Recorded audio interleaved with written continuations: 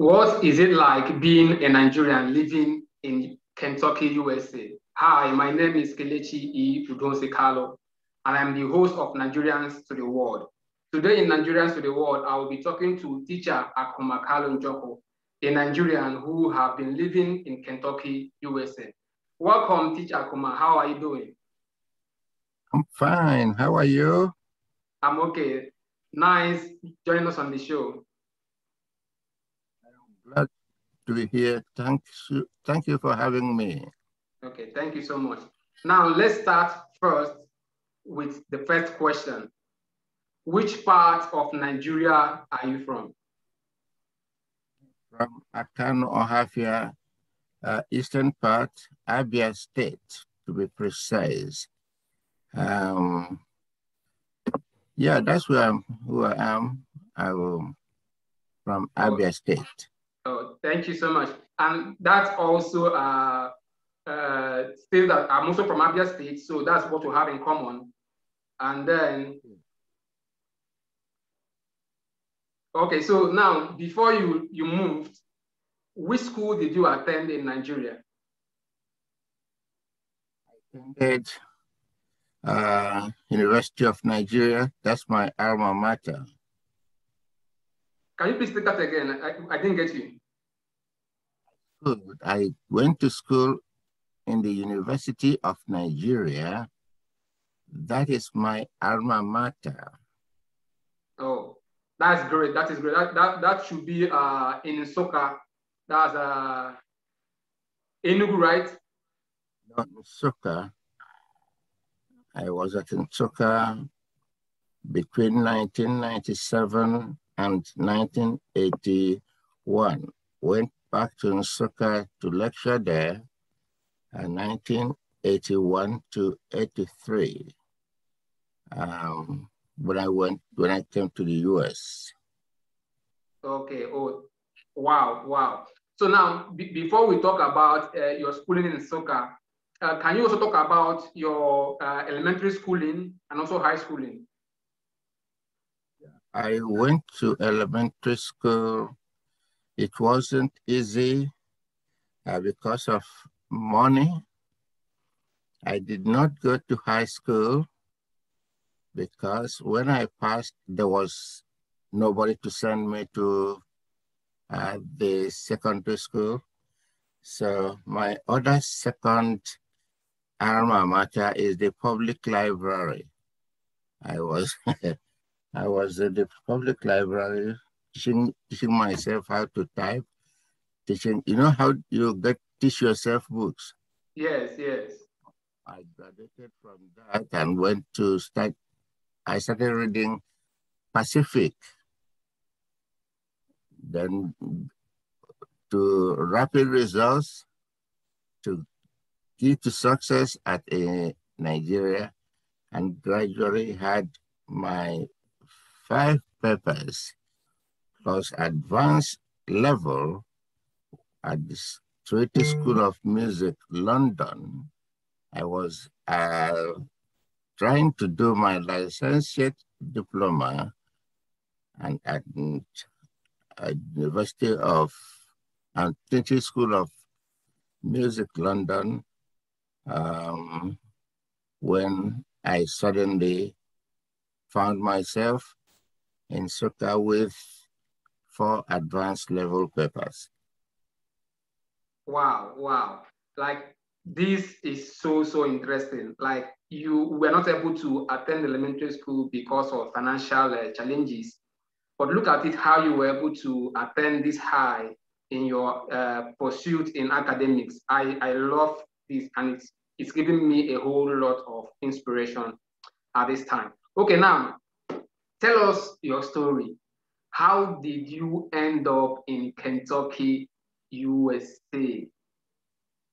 When I arrived here in in the United States in 83, I went to Michigan. Michigan is affiliated with the University of Nigeria.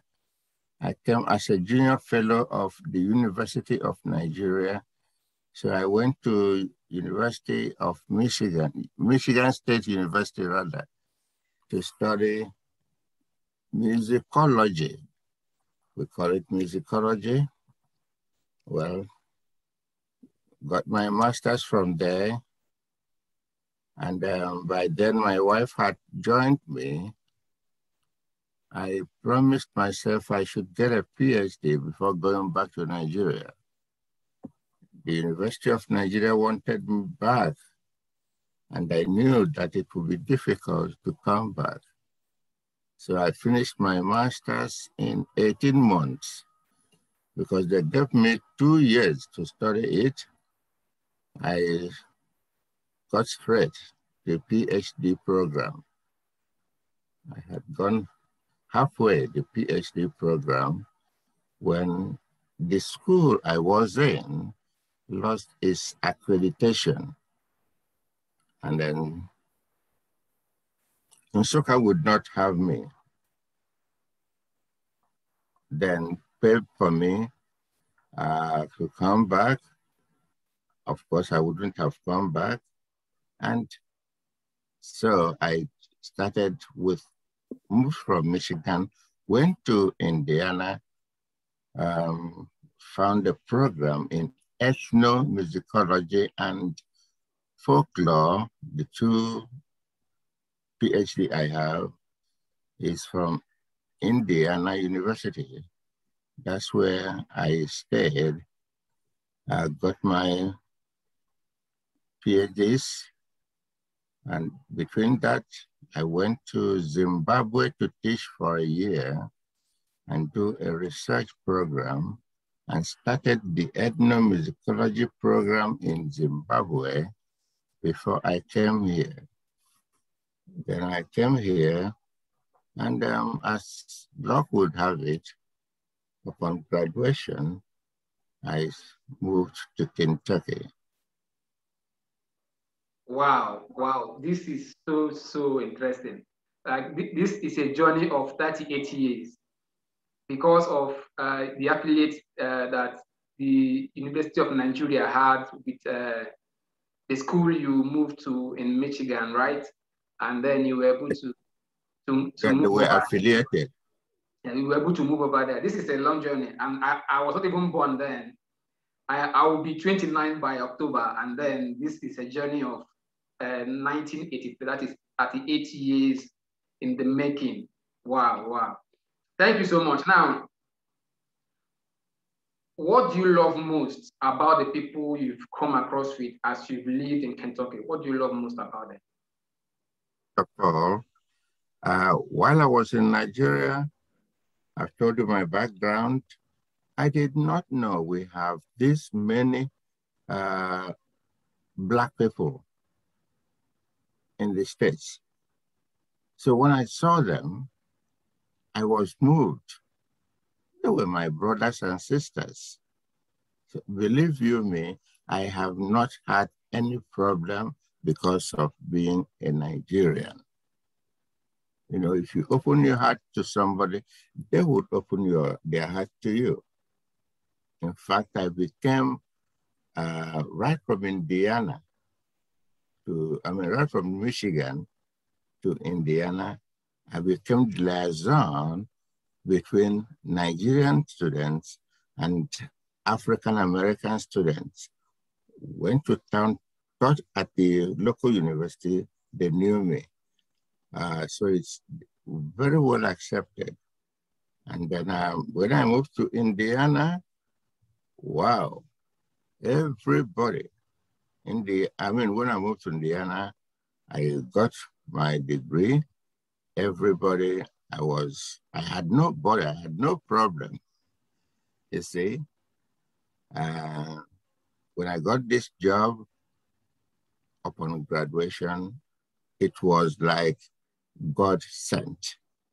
I came to to Kentucky when Kentucky was interested in accessibility to make university education accessible to particularly the Blacks.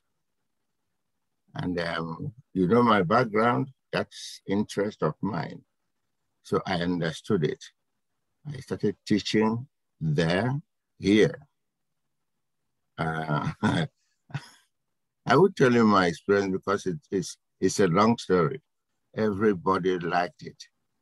My approach to it was really, because accessibility is one of the things I like about me, if I may say so. We continued. If you mailed a letter to the governor's office and addressed it like Akuma-Kalu Njoku or J. Akuma-Kalu Njoku, it will get to me. The governor, our capital of the Commonwealth is in Frankfurt. It's about 80 miles from here. But if you mail a letter to Kentucky, they will get me. The governor's office will get me. They were interested in building African American heritage. And because I was qualified and it was in my interest, having done folklore and things, they accepted me very well. I was a star teacher, and my programs are there for if you go to state website, you see where I was doing the Chile Mwa. Yeah, to tell them this, and if I do it, they recognize it. The rhythms were the same thing with their music, and I saw brothers, I saw sisters. I was in Kentucky when the whole place was a farm. Almost the whole place was a farm. But come to look at it now, it's grown. I am a retired professor. I stay home after working for the state of Kentucky. I don't know if I have answered your question. Yes, that is pretty amazing because your perspective before you left Nigeria to the US was that whom you are going to meet there are majorly white. And then when you got there, you saw that even there are blacks there, and that was also really pretty interesting.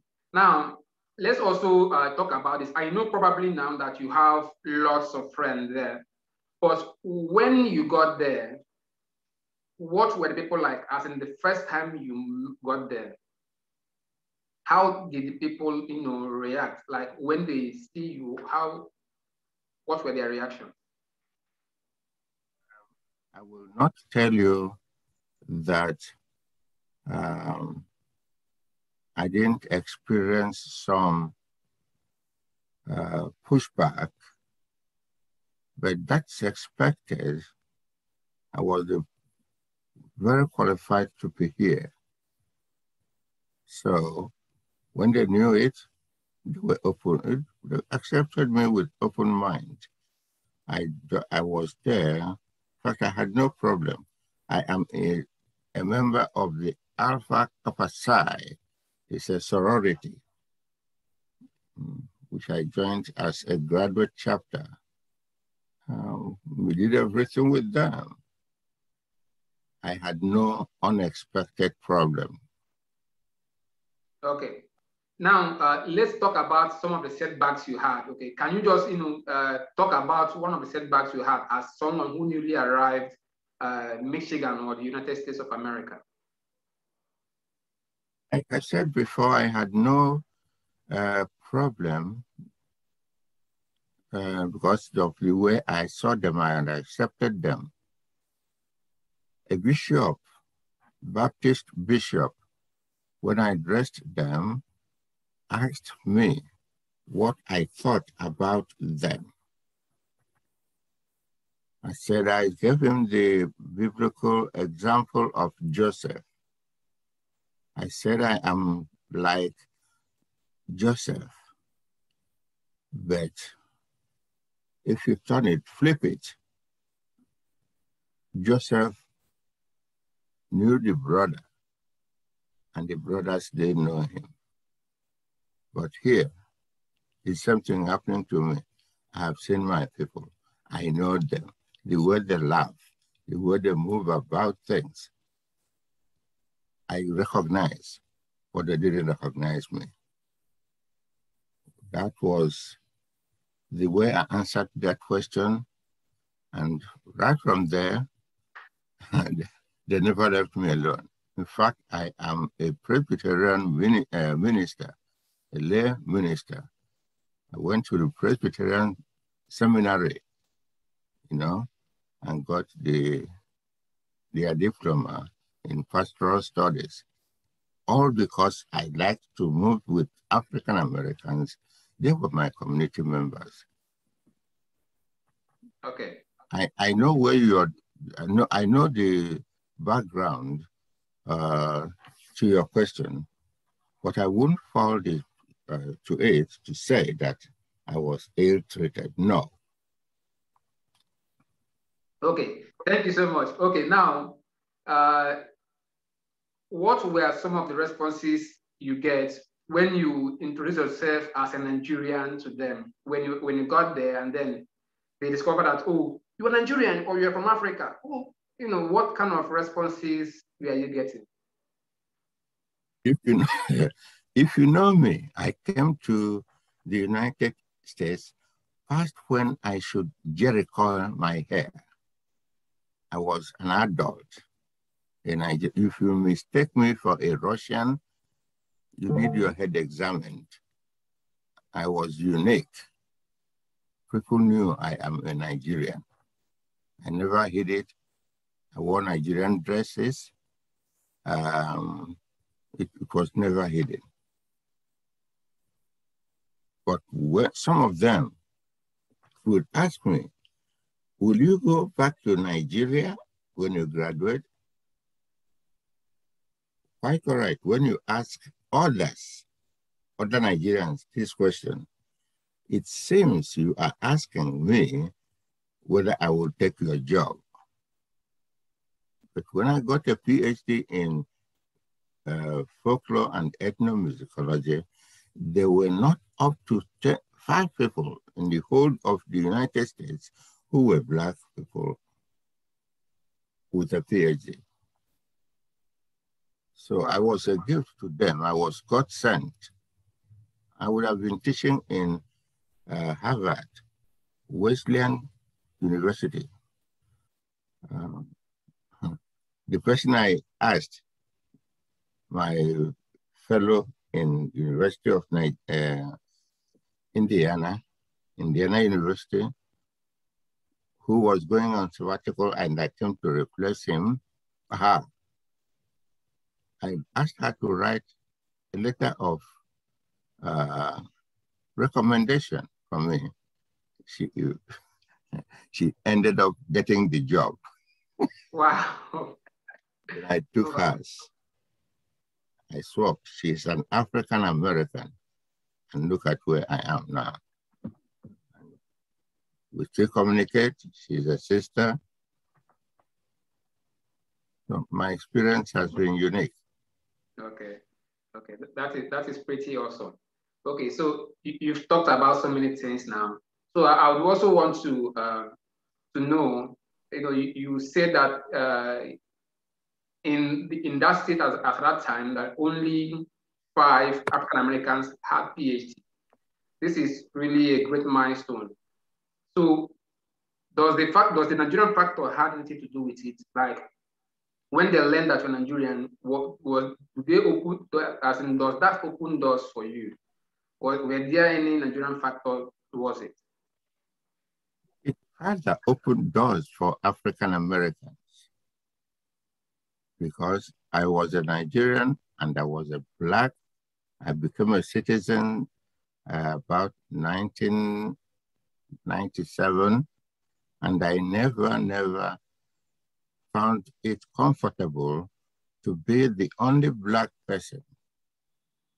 So it opened doors for them, for my graduate student amongst my graduate assistants to have graduated with masters in folklore, and hopefully and that one would get a PhD before long. It rather opened the door. I was unique. My paper was unique. My project was unique. My PhD project was unique. So they accepted me with an open hand, and I made sure that I did not breach that trust. Thank you so much. Thank you so much. Now, let's also look at the customs, okay? So like, how diverse is the population of your city or state? And what are the customs like? Okay, for me, when I came here, was like going back home. It was a rural place, and to a large extent still is.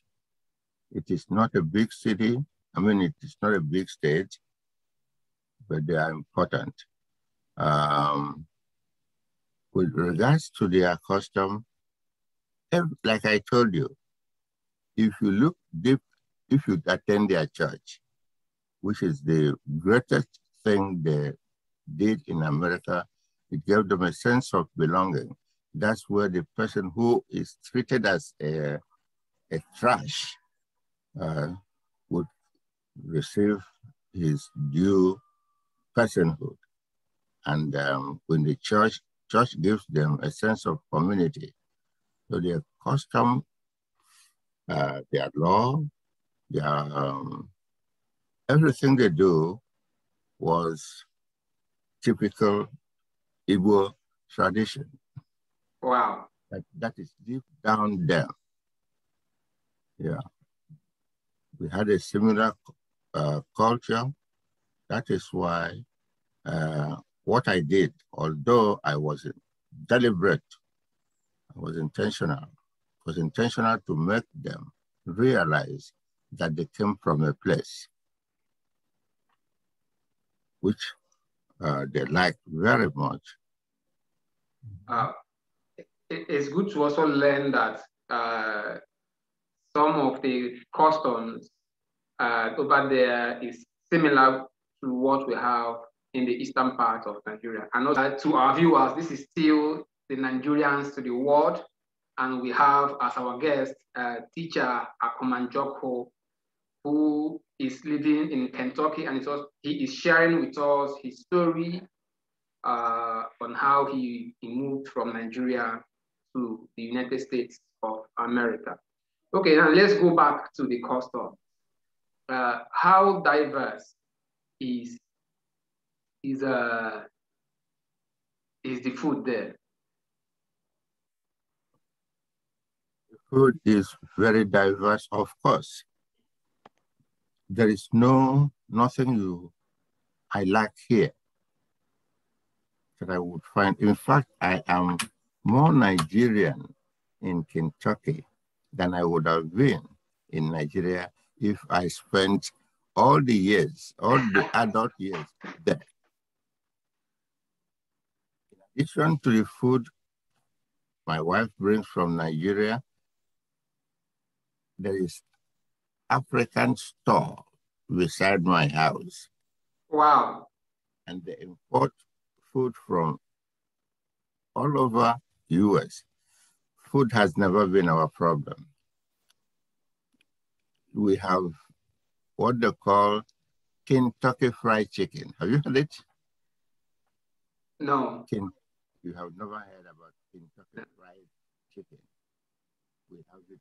They practice food. One of their customs, which is the best, is the Thanksgiving.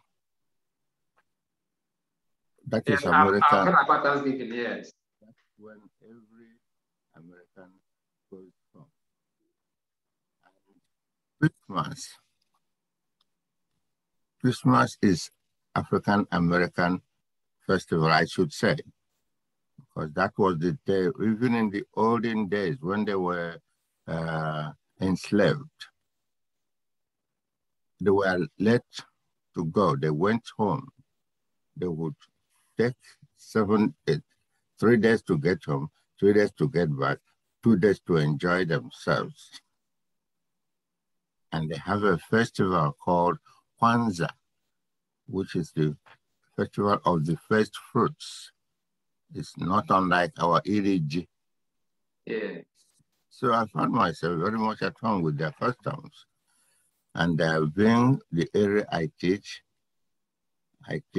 law, values, techniques of doing things, how we dance, how we play, and other things.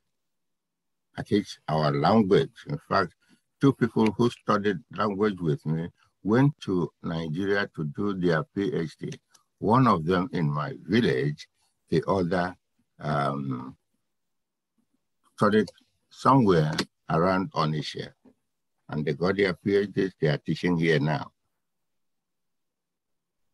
So, and these are white people doing interesting things. But they came back here and started teaching too. Oh, that is pretty interesting.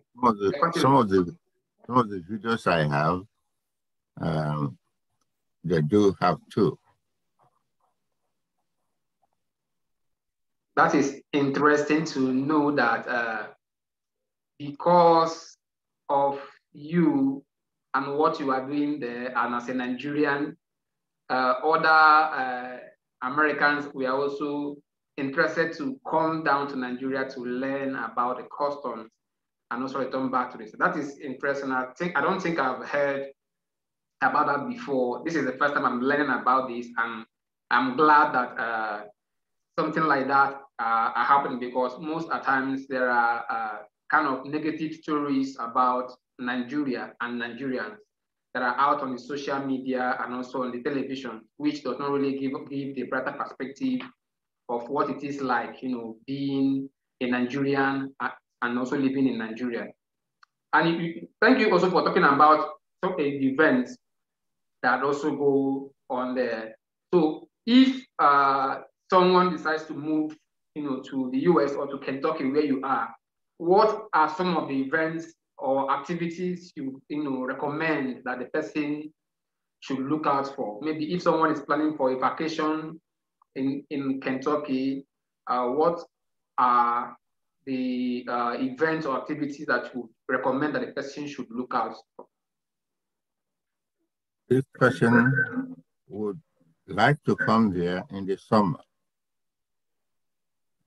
Then I will take him, or somebody would like to take him to the Mammoth Cave, the longest cave in the world. Wow. They are still exploring it. And when you come, try to follow the historical trail. That trail will show you that the first guides, that is the person that talks about the museum, the cave, when you come, were African Americans.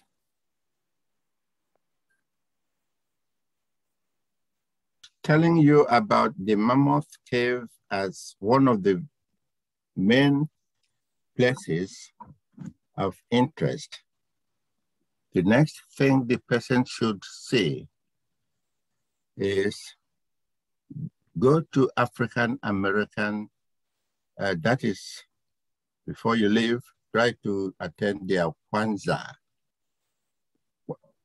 Kwanzaa is adaptation of first fruits. The festival they have in Nigeria. Kenya, precisely where the person who did research came back. He went to Kenya and introduced the festival of the first fruits, which is like Iriji. The other place I would want him or her to go would be to visit the covert plant. This is the headquarters of DATCA. Then come to my city, the Bowling Green, and never miss the beach bend where you enjoy the race cars and so on. And please try to understand basketball, enjoy it, and enjoy football. Their football is different from our own football, which is soccer. Yeah, but these are things that will interest somebody. I'm glad you asked about some of the recreation, because I am of the opinion that recreation is an institution of a culture that should not be taken for granted. Have I missed any part of your question? No. You've really answered the question. And then I never knew that there is maybe the longest cave in the world ever existed. I didn't know. And I also believe that most people also do not have this knowledge. And you mentioned many interesting things that people are to look out for when they decide to visit the US or the state of Kentucky anytime, any day. And if I'm correct, you recommended during summer period to be the time to have this fun. Yes, and I must say that Kentucky has grown. My city, Bowling Green, has grown. It is the third largest city in Kentucky, but its growth does not take away the rural character of the place. So it still remains rural. That is where tradition continues to be of importance. I just added that. And please, if you come to Kentucky, if you're visiting, try Bowling Green. There is a lot of interest in interesting places to go in Bowling Green, including Lost River Cave. In fact, I wanted to make Abia State a sister state to Kentucky because of the caves. And when we get further, because you did not mention it, I would also tell you about my research and how it can help people coming here or going to Nigeria. Thank you. Okay, thank you so much. So you can also go ahead and talk about your research as you just mentioned now. Right now, my primary research is on displacement of Africans as a result of war, famine, and slave trade.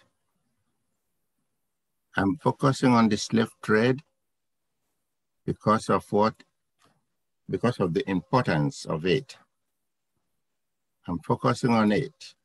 My primary concern now is to make Nigeria, Abia State, for instance, in particular, as a sister place to America, because most of the Igbos here, about 40% of them, most of the Blacks, about 40% of them passed through Igbo land and to the United States. That is why I did a research, my major research, looking for how they came to this place, looking for slave journey, how they came from their villages, passing through many markets to Bonny and to Calabar, to the United States. And because of my research, there is a cave in Nigeria in Oviachuku, Arochuku, where there is a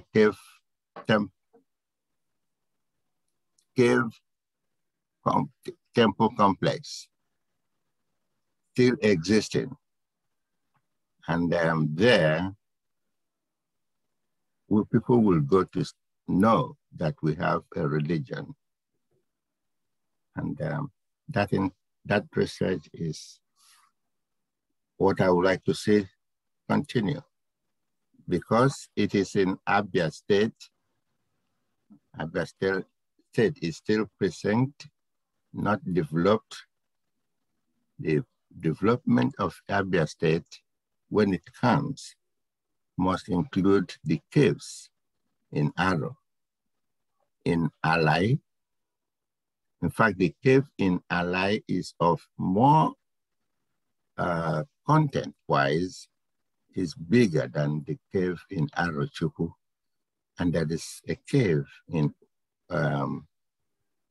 there, very close to Uzuakure. That's my research for now. Okay.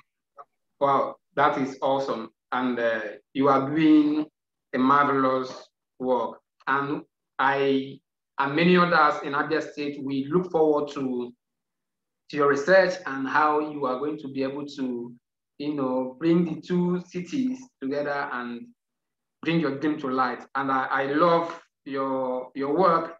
And I hope that in another episode or in another series, we'll talk more extensively about your research, about the slave trade, and how Africans or Nigerians were moved from here to the American continent. Okay, so you talked about your family or your wife, that after you moved to the US, that later your wife joined you. So I presume that you got married here before you relocated to the United States. So I also want to talk about briefly what the similarities or the difference between our marriage custom and their marriage custom. Yeah, the marriage custom,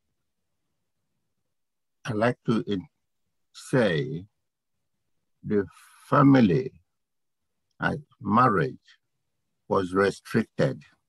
They wouldn't allow people to get married. And so they introduced what they call jumping the broom, where people will gather in a circle. And when you jump the broom, you jump into a circle, and that gives you a sense of community, sense of peoplehood. That was the essence of marriage. There is no particular African-American marriage apart from jumping the broom. And I've married people and taken part in it. So when we talk about my research, I will tell you what things I have done with that regard.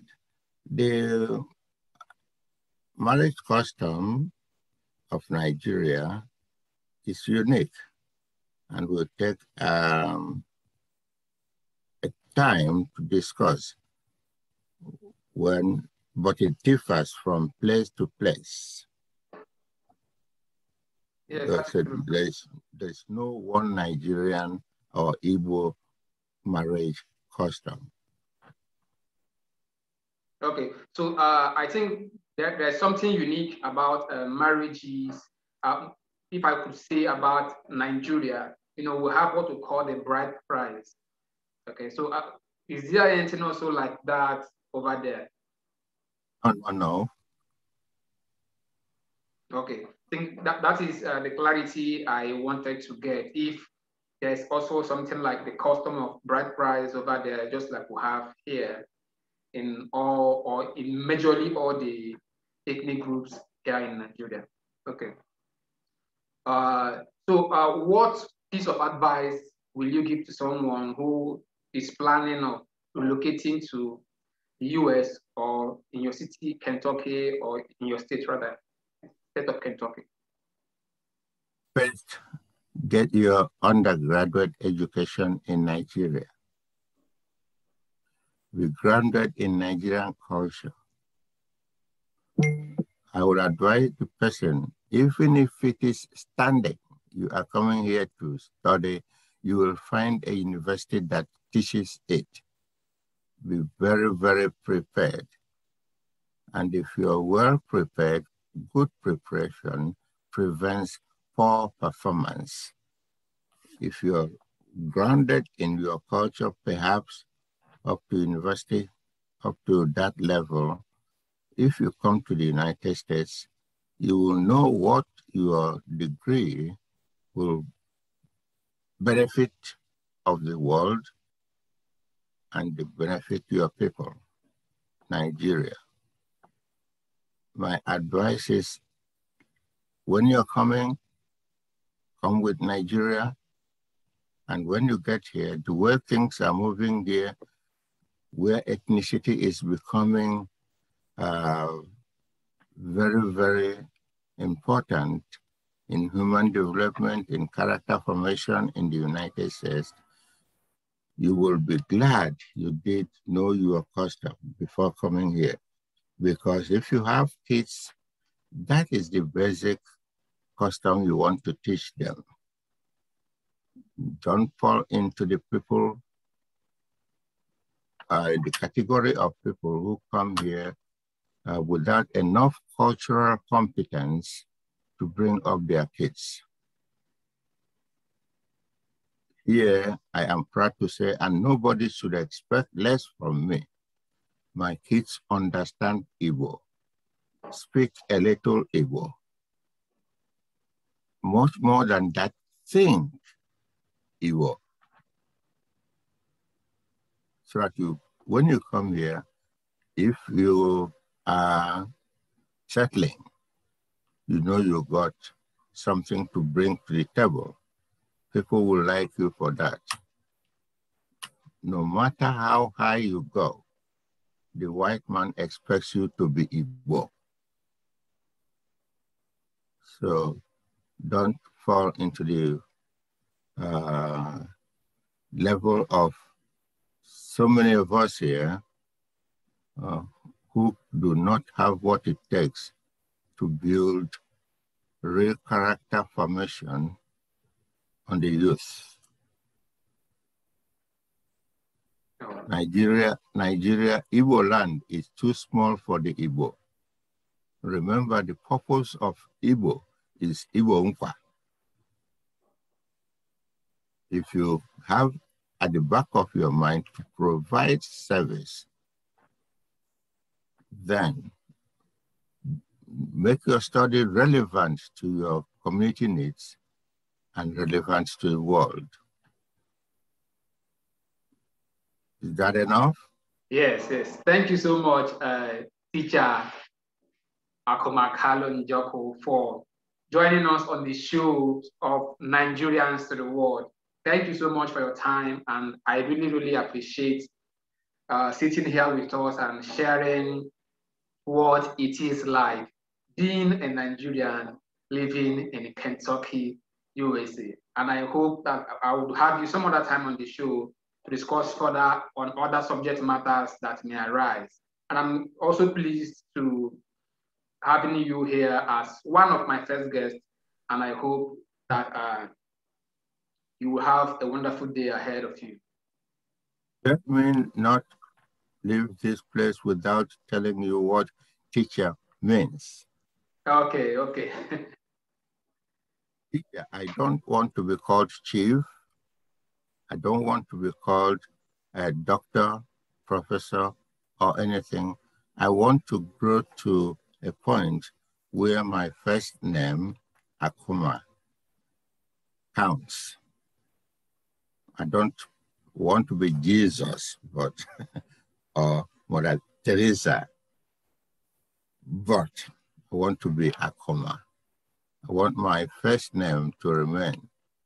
Teacher means teaching Igbo cultural heritage in the Americas, T-I-C-H-A. And that is my goal. After teaching it here, I come back to Nigeria and teach Igbo cultural heritage to my village, to the younger people. That is my dream. Thank you for having me.